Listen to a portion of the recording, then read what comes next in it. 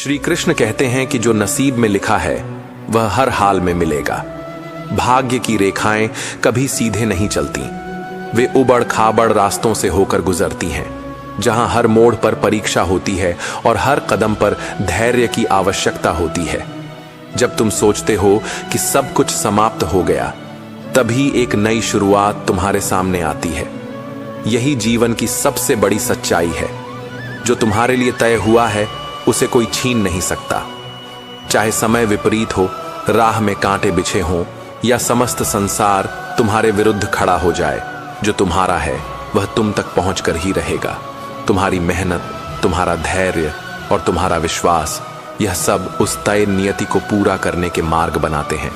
कभी कभी प्रतीक्षा लंबी होती है, पर इसका अर्थ यह नहीं कि अंत नहीं आएगा। जीवन उस मोड़ की तरह है जहां हर अंधेरे के बाद एक नई रोशनी छिपी होती है। कोई इसे देख नहीं पाता, पर वह वहां होती है। बस धैर्य से चलना होता है। कई बार तुम प्रश्न करोगे, मैंने तो पूरे प्रयास किए, फिर भी मेरी झोली खाली क्यों रही? इसका उत्तर सरल नहीं, पर गहरा है। ब्रह्मांड तुम्हारे प्रयत्नों की गिनती करता है, पर वह तुम्हारे समय से नहीं चलता। उसका समय अलग होता है, और जब वह देता है तो तुम्हारी कल्पनाओं से भी कहीं अधिक देता है।